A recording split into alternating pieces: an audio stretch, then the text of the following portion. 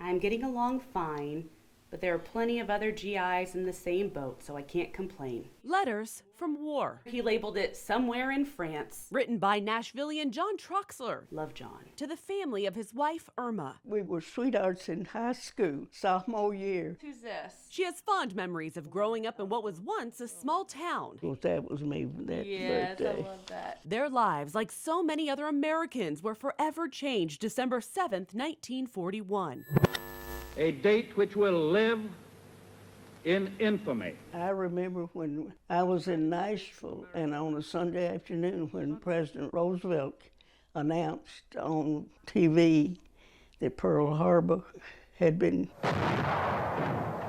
It was scary. And so did John. He left to go in service on our first wedding anniversary. Miss Irma wanted to contribute while her husband was overseas. I took the civil service exam and got a job at Camp Forest in the prisoner of war camp personnel office. I didn't have a car. Can you imagine that? I would walk several blocks and, ride with someone else to the camp. Camp Forest, located in Tullahoma, was one of the Army's largest training bases during World War II. 85,000 acres of land confiscated by the federal government from area families. It officially became a prisoner of war camp on May 12, 1942. That was two of the soldiers at Camp Forest. The camp housed Italian and German POWs. Prisoners became laborers, working at the camp hospital and on farms in the community. Japanese, German, and Italian-American civilians who were arrested during a program called Alien Enemy Control were also held there. They kept us pretty busy. Typed the names of the